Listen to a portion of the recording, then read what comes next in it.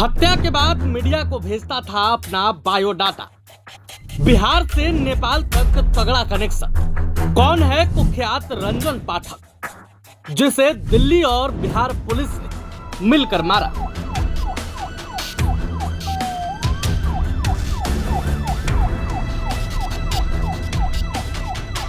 देखिए, इस वक्त की बड़ी खबर दिल्ली से आ रही है, जहां दिल्ली में बिहार पुलिस और दिल्ली क्राइम ब्रांच की स्पेशल टीम ने ज्वाइंट ऑपरेशन में एक बड़ी सफलता हासिल की है।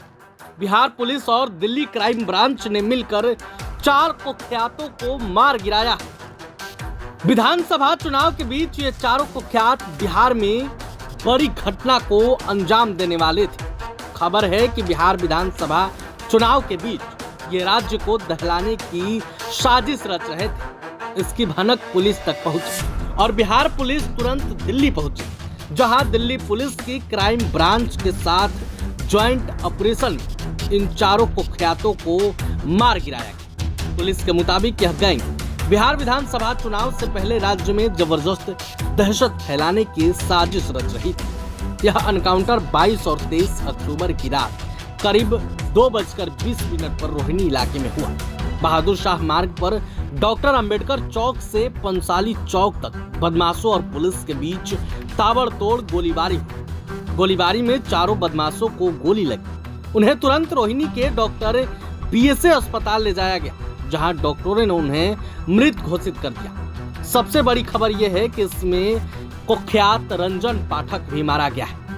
रंजन पाठक सिग्मा एंड कंपनी के नाम से एक गैंग चलाता था, जिसका मुख्य सरगना खुद रंजन पाठक ही था। आपको जानकर हैरानी होगी कि रंजन पाठक की उम्र महज 25 साल थी। रंजन पाठक के पिता का नाम मनोज पाठक था। ये सीतामढ़ी के सुरसंड थाना अंतर्गत मलहई गांव का रहने वाला था। आपको बता दें कि ये वही रंजन पाठक है जिसने अपराध की जगत में एक उभरता हुआ लॉरेंस था। रंजन पाठक एक ऐसा अपराधी था जिसने अपने कारनामों से मीडिया में भी सनसनी फैला दी। रंजन पाठक वही कुख्यात अपराधी था जिसने सीतामढ़ी में एक हाई प्रोफाइल हत्या करने के बाद मीडिया कर्मियों को बकायदा अपना बायोडेटा भेजा था, मानो वह कोई सरकारी नौकरी के लिए अप्लाई कर रहा। हाल ही में बिहार पुलिस को इस गैंग की एक ऑडियो कॉल हाथ लगी थी, जिससे खुलासा हुआ कि यह गिरोह बिहार चुनाव से पहले बिहार में अफरा तफरी मचाने की प्लानिंग बना रहे थे, जिसको लेकर बिहार पुलिस अलर्ट मोड में हो गई और फिर तुरंत एक्शन लेते हुए दिल्ली पहुंची। दिल्ली में क्राइम ब्रांच के साथ मिलकर चारों बदमाशों को ठोक दिया, जिसमें रंजन पाठक के अलावा बिमलेश महतो भी है, जिसकी उम्र 25 साल है। इसका गांव सीतामढ़ी के बाजपट्टी थाना अंतर्गत रतनपुर है। वहीं एक 21 साल का लड़का अमन ठाकुर भी इस एनकाउंटर में मारा गया है। हालांकि अमन दिल्ली का ही है। चारों बदमाशों के एनकाउंटर की खबर आने के बाद पुलिस ने राहत की सांस ली है।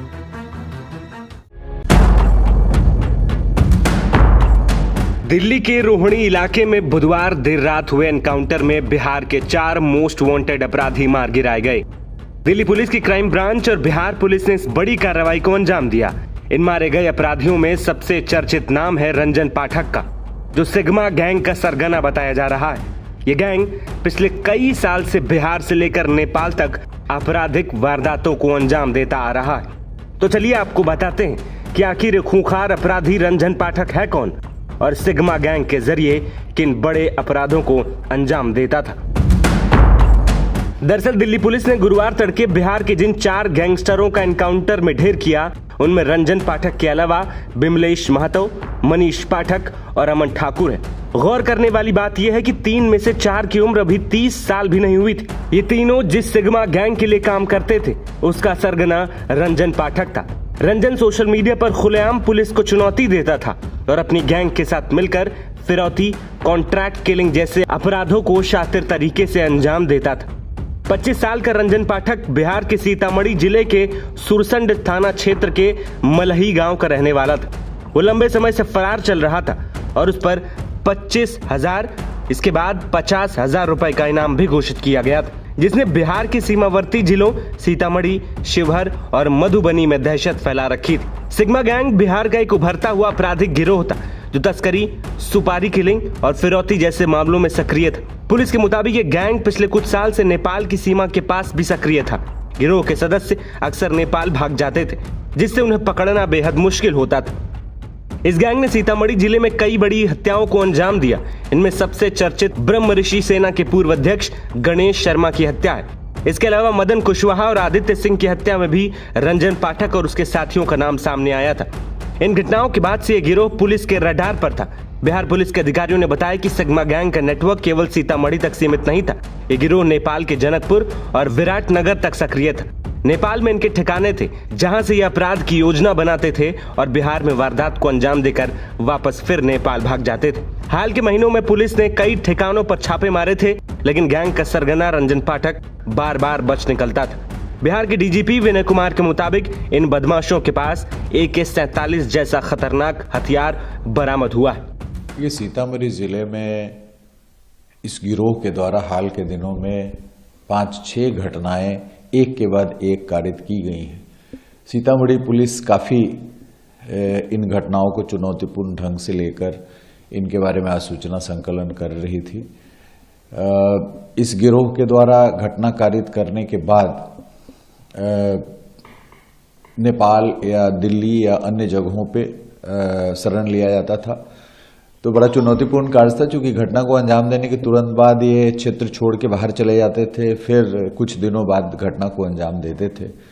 और कुछ दिन पूर्व एक घटना हुई थी सीतामढ़ी में, जिसमें काफ़ी लॉ एंड ऑर्डर का प्रॉब्लम भी हुआ था। लोग रोड जाम वगैरह किए थे, काफ़ी आंदोलन भी किए थे। और ऑलमोस्ट हर महीने कोई ना कोई घटना को अंजाम इस गैंग के द्वारा दिया जा रहा था।